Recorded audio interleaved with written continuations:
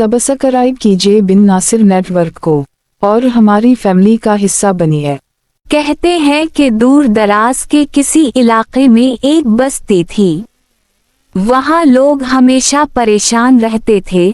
वजह ये थी कि हर साल एक खौफनाक देव वहाँ आता और बस्ती वालों को ललकार कर कहता, क्या कोई मर्द है तुम्हारे दरमियान जो मुझसे मुकाबला करे? क्या कोई ऐसी हिम्मत रखता है जो मुझे हरा सके? और यूं वो हर साल किसी ना किसी इंसान को मार डालता।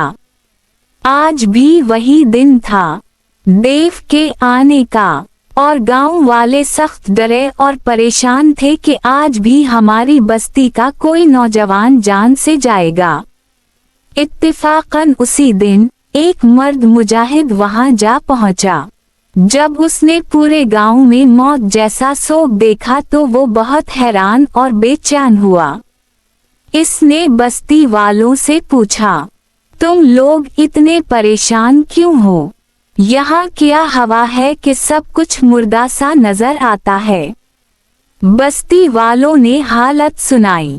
हर साल एक देव आता है, मुकाबले के लिए किसी मर्द का मुतालबा करता है और फिर गांव का एक इंसान मार देता है। मर्द मुजाहिद ने पूछा, तो इस साल तुमने किसको मुकाबले के लिए चुना है? बस्ती वालों ने एक नौजवान को लाकर इस मुजाहिद के सामने खड़ा किया। वो नौजवान पशमुर्दा, कमजोर और नहीफ दिखता था। उसके जिस्म से वाज़ेह था कि वो किसी लड़ाई या मुकाबले के काबिल नहीं।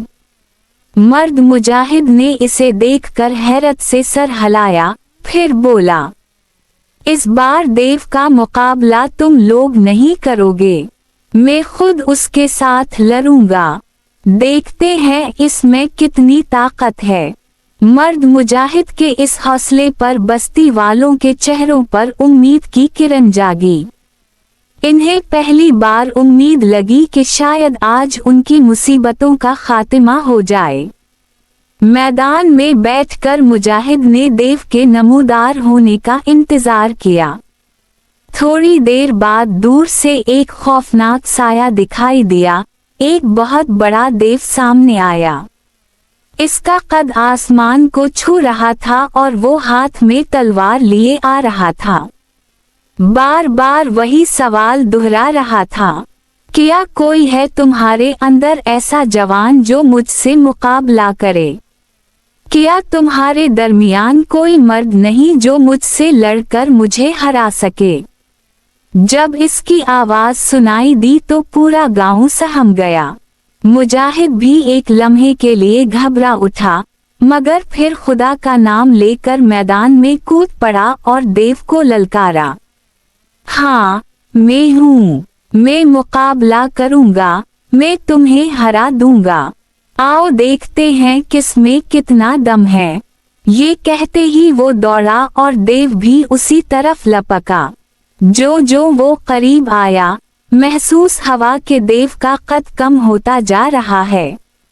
पहले वो आसमान को छूता हुआ पहाड़ महसूस हो रहा था, फिर हाथी के बराबर, फिर एक आम इंसान, फिर बच्चे के कद तक सिकुड़ गया और जब वो बिल्कुल करीब पहुंचा तो एक मेंढक के बराबर रह गया। मुजाहिद ने तलवार इसके सीने में घोंप दी और फिर झुककर पूछा, तुम कौन हो? ये कैसे मुमकिन हुआ कि पहले तुम इतने बड़े थे, फिर जैसे ही मैं हिम्मत और हौसले से तुम्हारी तरफ दौड़ा, तुम छोटे होते चले गए।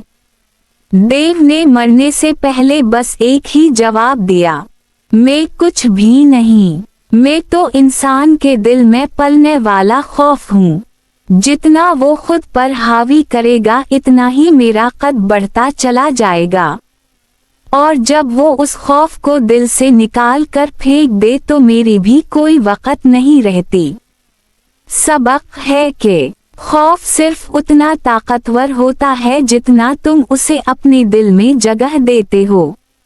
जब इंसान हिम्मत, ईमान और हौसले से खौफ का सामना करता है तो वो खौफ खुद ब खुद छोटा होता चला जाता है। लेकिन अगर वो डर के आगे झुक जाए तो यही खौफ इस पर हावी होकर उसे कमजोर कर देता है। यानी इंसान की असल ताकत इसका यकीन है और इसका सबसे बड़ा दुश्मन इसका अपना खौफ।